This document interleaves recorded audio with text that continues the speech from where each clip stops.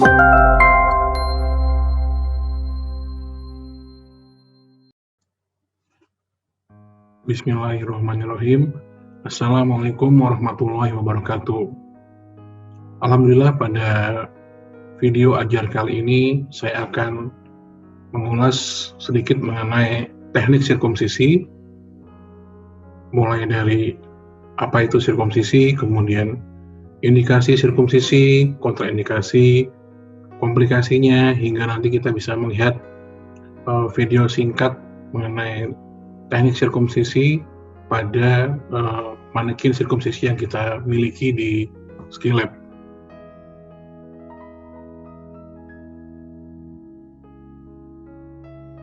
Apa itu sirkumsisi?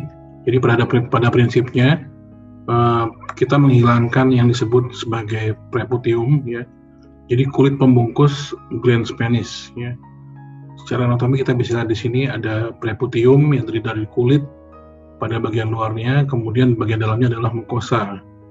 Dan pada mukosa, antara mukosa dengan kulit sendiri itu terpisah. Jadi kalau kita melakukan sirkumsisi, setelah kita hilangkan preputiumnya seperti ini, kita jahit kembali di titik di mana kita melakukan pembuangan preputium, area preputium dan mukosanya. Jadi kita langsung melakukan penjahitan. Nanti kita akan lihat pada video dan gambar-gambar berikutnya.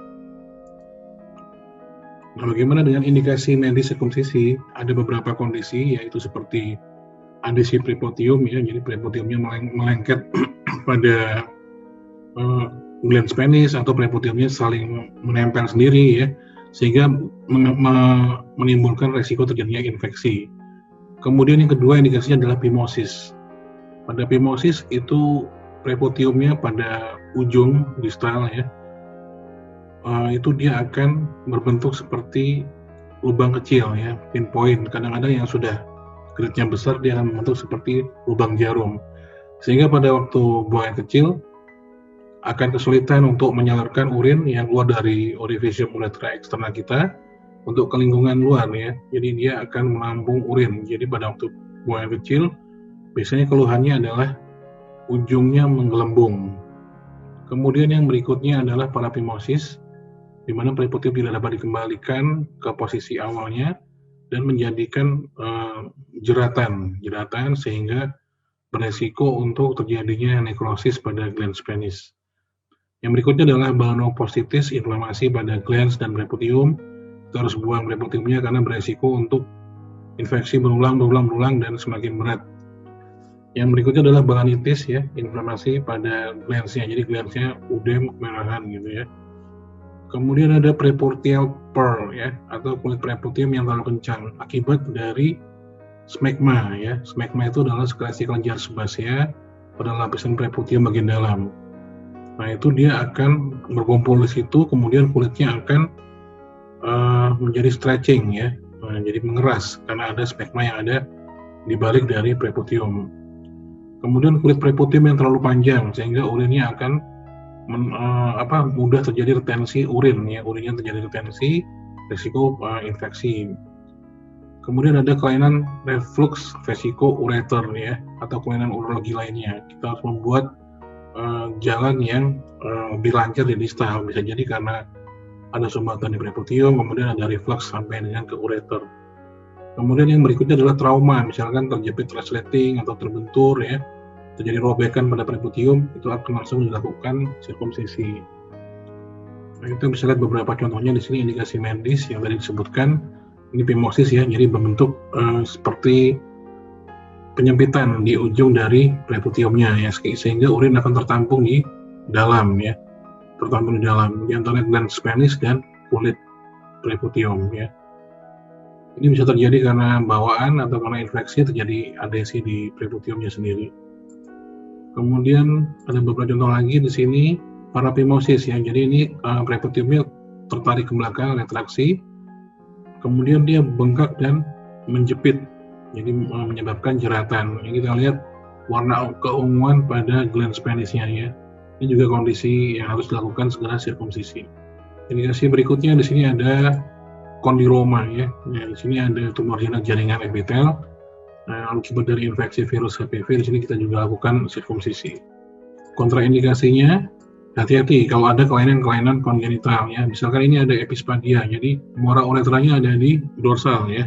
Dari dorsal itu di arah kepala kita berarti ya. Kalau ventral dia berarti di bawah. Untuk penis seperti itu ya, dorsalnya di arah superior, kemudian ventralnya ada di inferior ya. Jadi ini ada lubang OE-nya ada di dorsal ya. Tidak bisa dilakukan sirkumsisi. Ini harus dengan teknik tertentu ya, dengan flap dan sebagainya. Kemudian hati-hati juga kalau ada kasus hipospadia ya, seperti ini. Kita harus mempertahankan banyak kulit di sini, nanti gunanya buat rekonstruksi ya, jadi tidak disirkumsisi ya, kasihan pasiennya, kita hilangkan dorsal rootnya. Biasanya kulit berlebih di daerah dorsal. Ini pada kasus hipospadia. Kemudian sirkumsisi dapat dilakukan oleh nakes pada layanan primer ya, oleh dokter umum, kecuali pada keadaan-keadaan seperti tadi itu ya, kelainan anatomi penis seperti hipospadia, parapimosis kronis, ulkus, karsinoma penis, gangguan perdarahan seperti hemofilia. Ini harus hati-hati. Mungkin perlu diterapi dulu obat hemofilia sebelum melakukan sirkumsisi ya. Kemudian phimosis karena jaringan parut pada prepucium, jaringan parut pada frenulum ya. Kemudian ada verruca multiple pada penis ya, balanitis serotica obliterans. Ini gambaran seperti plak berwarna putih di glans penis sampai ke jaringan kulit pada penis ya. Ini juga harus hati-hati karena biasanya terjadi suatu sektor luas, sektor yang panjang di uretranya. Kemudian kasus-kasus pada bayi atau pasien tidak kooperatif perlu dilakukan anestesi general ya. Kemudian pre-sirkumsisi apa yang perlu disiapkan? Kita siapkan identitas pasien seperti biasanya ya. Anamnesis tentang riwayat penyakit pasien, apakah menderita hemofilia, luka sulit sembuh dan sebagainya. Kemudian lakukan pemeriksaan fisik secara umum ya, apabila ada kelainan secara fisik, secara sistemik. Kemudian yang penting juga adalah pemeriksaan genital untuk menyingkirkan tadi adanya kelainan kontraindikasi dilakukannya sirkumsisi ya. Jangan lupa pada waktu pemeriksaan genital cuci tangan, kemudian kita pakai sarung tangan ya. Jangan langsung pegang, kadang-kadang penisnya sudah mungkin tidak kurang bersih ya, membersihkan urin dan sebagainya. Jadi kita harus melindungi diri kita sendiri juga ya, penting. Kemudian lakukan pemeriksaan dengan seksama, lepaskan sarung tangan, buang dalam tempat sampah ya. Kemudian lengkapi rekam medis lagi ya. Kita tulis apa temuan kita setelah melakukan pemeriksaan genital. Kemudian inform consent ya. Inform consent terdiri dari diagnosis kita, apakah suatu normopenis, kemudian apakah ada kelainan-kelainan kongenital bawaan tadi seperti tadi ya, atau ada infeksi yang menyertai ya. Kemudian tujuan tindakannya apa, sirkumsisi dijelaskan kepada pasien. Kemudian resiko tindakannya pada waktu tindakan, setelah tindakan, komunikasi lanjutnya apa, dan seterusnya ya. Ini harus dilakukan sehingga kita bisa bekerja dengan tenang, dan apabila ada komplikasi, ada kekeliruan dalam, ada sesuatu yang tidak diinginkan, sudah ada informed consent, jadi antara pasien dan tenaga medis sudah sama-sama mengerti ya. Nah, kemudian kita lakukan persiapan alat, mulai dari handscoon steril. Di sini ada handscoon steril, kemudian ada forceps ya, ada klem di situ, forceps, kemudian ada klem arteri di sini yang bengkok, di sini ada forceps lurus di sini ya. Kemudian ada gunting bengkok, gunting benang, kemudian ada needle holder di sini dengan jarumnya juga ya. Jarumnya yang disarankan pakai yang reverse cutting needle 3/8 karena paling mudah untuk dilakukan tindakan sirkumsisi menggunakan jarumnya seperti ini ya. Ini ada gambarnya yang kita lihat bersama-sama. Kemudian cairan antiseptik dengan betadine ya, povidone iodine. Kemudian ada mangkok stainless steel ini untuk menuangkan betadine povidone iodine untuk toilet nanti ya, toilet area operasinya. Ada duk lubang juga di sini, duk lubang, kasa steril, kemudian didukain ya, ada spet bisa 1 cc, 3 cc atau 10 cc ya. Prinsipnya kita harus pakai jarum yang kecil supaya tidak menyebabkan trauma pada pasien, apalagi kalau masih anak-anak ya. Dan kita menggunakan benang 30 atau 40 yang diserap. Biasanya menggunakan catgut ya, benang catgut. Nah, ini jarum 3/8 seperti ini ya. Jadi jarumnya itu tidak melingkar seperti ini ya. Kita akan kesulitan kalau melingkar gini ya, karena kita akan menjahit mukosa dan kulit, di mana di belakangnya nanti ada glans penis ya. Jaringan 3/8 dengan reverse cutting ya. Reverse cutting seperti ini. Jadi yang tajam itu ke bawah ya, tidak ke atas. Kalau ini kan cutting yang biasa. Kalau kita jahit mukosa dengan ini, nanti mukosanya akan robek, membuat sayatan panjang ya. Tapi kalau yang ini di atasnya rata, bawahnya yang tajam. Karena kita selain menjahit mukosa juga akan menembus kulit. Jadi sarannya adalah reverse cutting dengan 3/8 lingkaran ya. Nah ini setelah kita lakukan disinfektan ya, disinfektan dari seluruh bagian dengan betadine dan kasa, kita olesi nanti dari ujung ke pangkal, kemudian di sekitar penis, terakhir sampai skrotum, stop, dibuang kasanya dengan povidone iodine ya. Kemudian nanti setelah 2 kali dilakukan, kita langsung pasang duduk steril ya. Bagaimana dengan tindakan berikutnya, yaitu anestesi ya. Bisa dengan 2 metode, yaitu dengan infiltrasi dorsal peneal nerve block ya, atau dengan subcutaneous ring block. Nah itu dengan lidocaine 1%, di mana 10 mg dosisnya per mililiter ya, per cc-nya. Jadi dilakukan aspirasi, anestesi, lidocaine 1% dari vial menggunakan spet 10 atau 3 cc ya. Kemudian dosis maksimalnya 3 mg per kilogram berat badan. Misalnya contohnya anak usia 20 kg ya. Nah berarti dia dikalikan 3, 60 mg dosis maksimalnya ya. Nah 10 mg per cc berarti maksimal adalah 6 cc ya. Dosis maksimalnya ini yang disarankan untuk anestesi lokal. Kalau lebih dari ini bisa terjadi gangguan nanti ya, komplikasi dari kebanyakan obat lidocaine ya, gangguan irama jantung dan sebagainya. Kemudian dilakukan dorsal nerve block ya, dengan jarum kecil menembus nanti fascia bud, arahnya sesuai dengan lokasi dari nervus dorsalis penisnya ya. Kita gambarin nanti. Nah jadi dorsal nerve itu ada di arah jam 11 dan jam 1 ya. Dia berada di bawah fascia, jadi kita lakukan tusuk sampai menembus fascianya ya. Ini seperti menembus kertas, kruk gitu. Kalau sudah terasa masuk jarum kruk, berarti sudah sampai fascia. Kita aspirasi dulu, aspirasi. Sampai kita menembus vena atau arteri ya. Jadi obatnya masuk ke sini, dosisnya terlalu besar ya. Jadi kita masukkan, kemudian aspirasi, kalau tidak keluar darah langsung dimasukkan. Ini obatnya akan berada di bawah fascia bud ini, infiltrasi, dan dia akan memblok nervus dorsalis penisnya ini ya. Kemudian ada cara kedua, yaitu subcutaneous ring block ya. Jadi kita masuk ke ring di atasnya fascia bud di sini ya, kita lidokasi, masukkan semuanya keliling. Nah, jadi subkutan di bawah dari kulit. Nah ini semuanya dimasukin obat di sini, keliling berapa kali suntikannya. Jadi kelebihannya, kelemahannya adalah ini suntikannya jumlahnya lebih banyak dibandingkan dengan nerve block. Atau kita bisa kombinasi ya, jadi di blok di sini, kemudian di bagian ventral yang paling lama biasanya efeknya kena, kita lakukan subcutaneous di sini. Bisa kombinasi seperti itu. Nah ini jadi tegak lurus, kemudian kita mengarah ke arah jam 1 dan jam 11 ya, karena nerve-nya ada di bawah. Setelah menembus krek itu, kita langsung aspirasi, masukkan obatnya. Nah ini kalau ring tadi ya, subcutaneous ring infiltrasi. Jadi dia akan menggelembung karena dia ada di subkutannya. Berarti kita masuk ke subkutan. Tapi kalau yang tadi dia tidak menggelembung karena kita menembus fascia bud. Ya. Seperti itu. Nah ini diputar seluruhnya. Nah, jadi infiltrasi di subcutaneous. Selanjutnya adalah kita mengecek anestesi ya, mengecek anestesi dari pangkal dulu ya, dari pangkal terus sampai ke distal ya. Distal keliling di daerah dorsal sampai di frenulum juga ya. Yang paling sensitif biasanya di area frenulum ya. Dan di paling distalnya, ukuran panjang penis juga mempengaruhi jalannya atau efek anestesi ya. Sampai di distal sudah tidak nyeri, berarti kita bisa lakukan tindakan.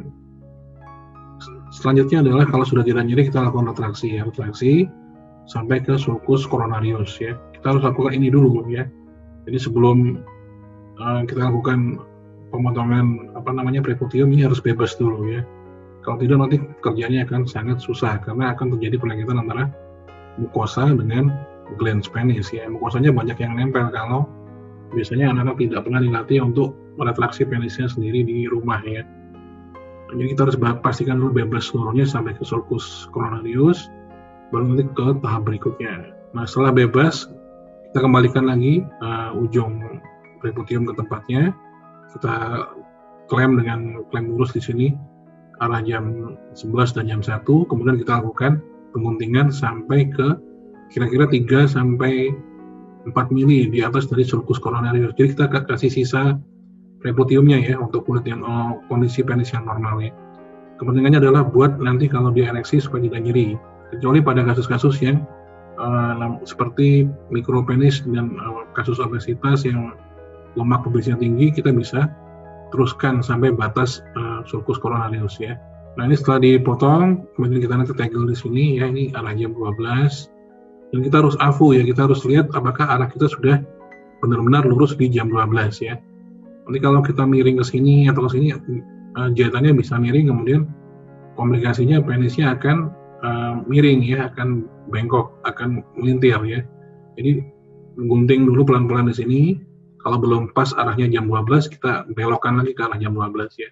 Sebelum terlambat sampai di sini ya. Nah, sampai di batas sulcus coronarius ini. Arah jam 12. Jadi perhatikan betul, kita lihat di sini arah jam 12 ya. Nah, ini jam 12, kemudian kita lanjutkan dengan memotong preputium. Setelah kita lakukan tegel lagi. Tegel ya. Tegel di arah jam 12 dan jam 6 di frenulum. Kemudian kita gunting sisa preputiumnya di kanan dan di kiri. Setelah digunting kita lakukan jahitannya. Ini bisa dijahit di matras di frenulum ya, masuk sini, kemudian keluar kulit lagi dan dijahit. Kita jahit sebanyak mungkin, tidak apa-apa ya, lebih rapat, lebih bagus, lebih cepat sembuh karena kontaminannya akan lebih minimal. Mukosa dan kulit akan lebih rapat ya. Minimal 8 penjuru kalau di teori. Jadi jam 12 dan seterusnya ya, dibagi dua terus ya. 9, 3 diantaranya ini ya, 1, 2, 3, 4, 5, 6, 7, 8 ya. Kemudian apa sih komplikasinya? Kalau eksisi kulit preputum terlalu luas, kita tidak bisa menjahit. Akhirnya straight tension bisa dehiscensi ya. Dehiscensi nanti tidak punya kulit ya, antara glans penis kan batasnya preputium kan sampai glans penis. Nah, kalau kita potong terlalu pendek, kulitnya terlalu pendek, akhirnya kita tidak punya kulit untuk menutup pada waktu dia ereksi, nanti akan gampang terbuka ya, tension ya. Kemudian kalau terlalu panjang juga menyisakan, kita bisa adesi, jadi preputiumnya akan mingkap kembali ya, jadi seperti belum disunat. Kemudian perdarahan bisa terjadi ya, perdarahan misalkan terbentur atau aktif atau pengaruh dari ereksinya ya, benangnya kurang benar simpulnya dan sebagainya ya, atau hematum di bawah kulit ya, karena ada perdarahan yang tidak terkontrol pada waktu sunat ya. Luka tidak menutup ya, akibat dari ini bisa eksisi kulit, kemudian infeksi, gangren jaringan parut ya. Torsio tadi kalau misalkan tidak pas di arah jam 12, kemudian miring jahitnya tidak sesuai dengan antara preputium dan mukosa tidak sesuai ya, bisa terjadi suatu malalignment ya. Atau fistul kalau kita jahitnya terlalu dalam pada area frenulum ya, di situ ada uretra, bisa terjadi fistula ya, akhirnya terjadi seperti hipospadia pipisnya ke arah ventral.